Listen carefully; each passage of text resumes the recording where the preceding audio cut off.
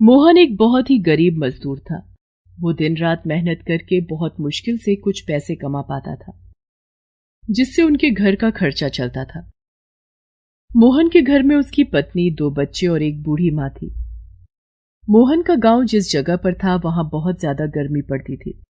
अब बस गर्मी के दिन आ ही गए थे। गर्मी बढ़ती जा रही थी। मोहन को दिन रात मजदूरी करनी पड़ती थी, तब जाकर उसके घर का खाना चलता था। गर्मी की वजह से काम करने में बहुत मुश्किल होती थी। मोहन को अब ये चिंता सताने लगी थी कि गर्मी दिन ब दिन बढ़ती जा रही है। गर्मी का कहर बढ़ता ही जा रहा था। लोगों ने काम धंधे भी कम कर दिए थे, जिसकी वजह से मोहन को कम काम मिल रहा था। उसके घर का खर्चा चलना मुश्किल हो गया था। मोहन अपनी बीवी से कहता है, मैं तो बहुत परेशान हो गया हूँ। एक तो कितनी गर्मी में काम करना मुश्किल है, ऊपर से गर्मी कैसे बढ़ती जा रही है। लोगों ने काम कम कर दिया है। अब मुझे उतना काम नहीं मिल पा रहा। मुझे समझ नहीं आ रहा कि घर का खर्च कैसे चलेगा और माँ की दवाइयों के लिए पैसे कहाँ से आएंगे। आप चिंता मत करें, भगवान सब भली करेंगे।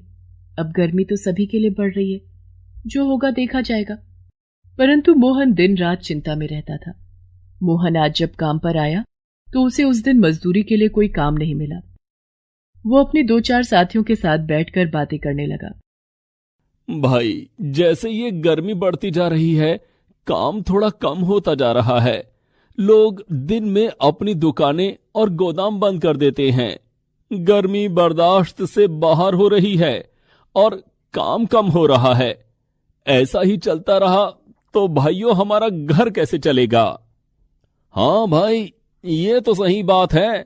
आखिर इतनी गर्मी में हम लोग काम करने के लिए ही घर से निकलते हैं और उस पर भी हमें काम ना मिले, हमारे घर का चूल्हा कैसे जलेगा।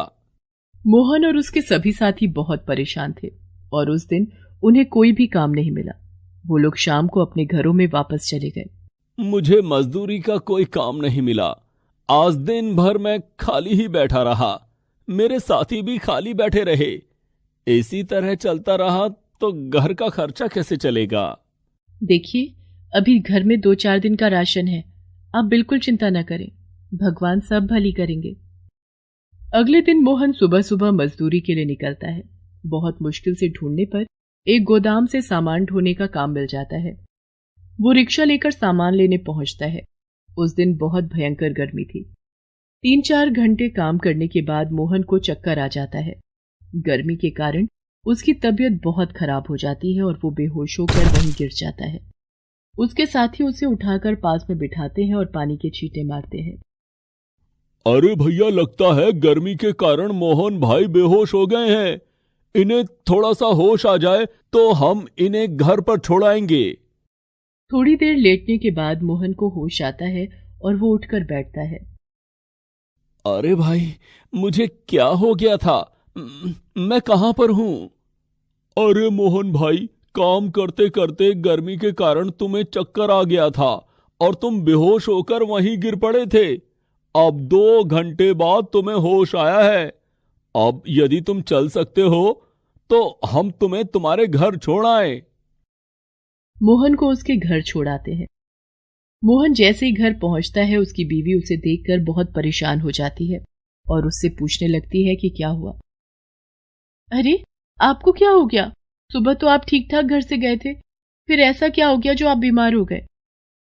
एक तो इस गर्मी के कहर ने मुसीबत कर रखी है। मैं तो वहां काम कर रहा था। पता नहीं कब मुझे अचानक चक्कर आ गए और मैं बेहोश होकर वहीं गिर गया। मेरे साथियों ने मुझे उठाकर मुझ पर पानी के छींटे मारे और मुझे ठंडा पानी पिलाया। तब जाकर कहीं मैं घर आ सका। अब तो मेरे शरीर में इतनी कमजोरी लग रही है कि मुझसे उठा भी नहीं जा रहा।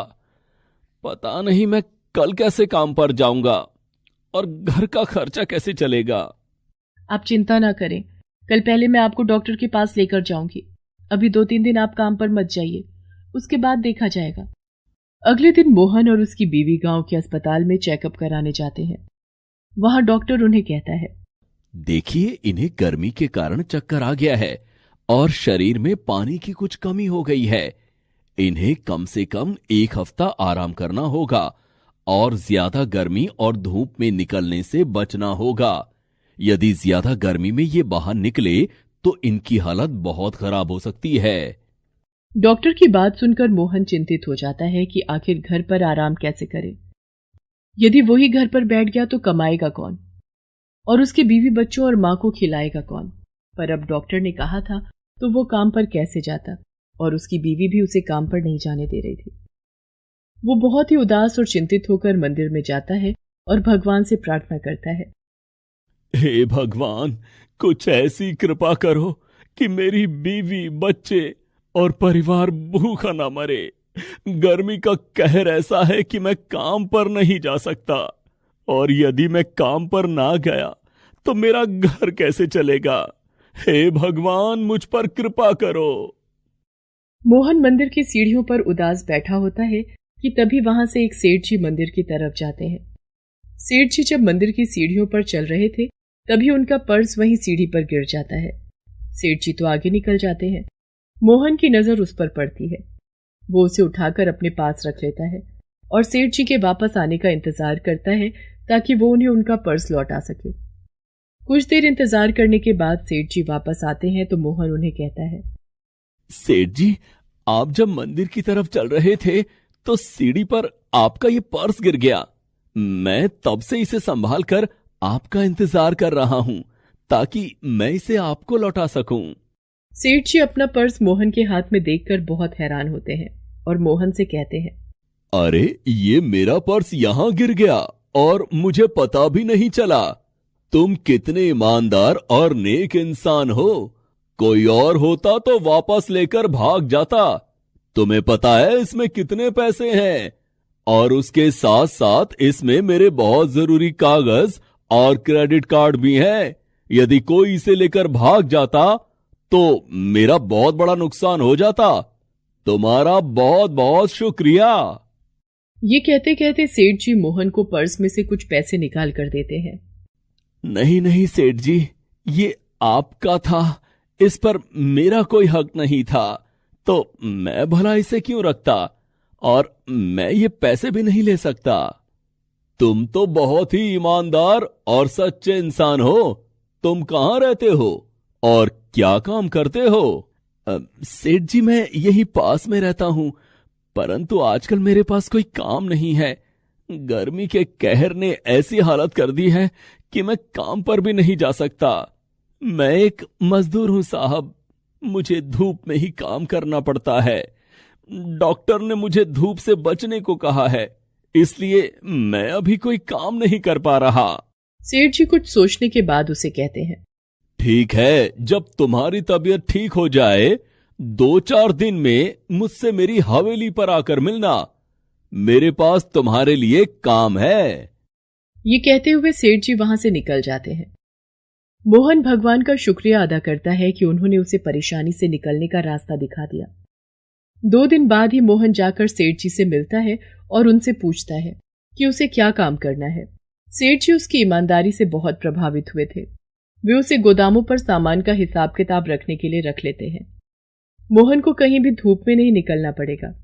उसे बस गोदाम में बैठे बैठे ये सब देखना है कि इतना सामान गया और कितना आया। उसे वहां खाना भी मिलेगा और बैठने के लिए बहुत अच्छी और छायादार जगह भी। मोहन तो ये सुनकर बहुत खुश हो जाता है।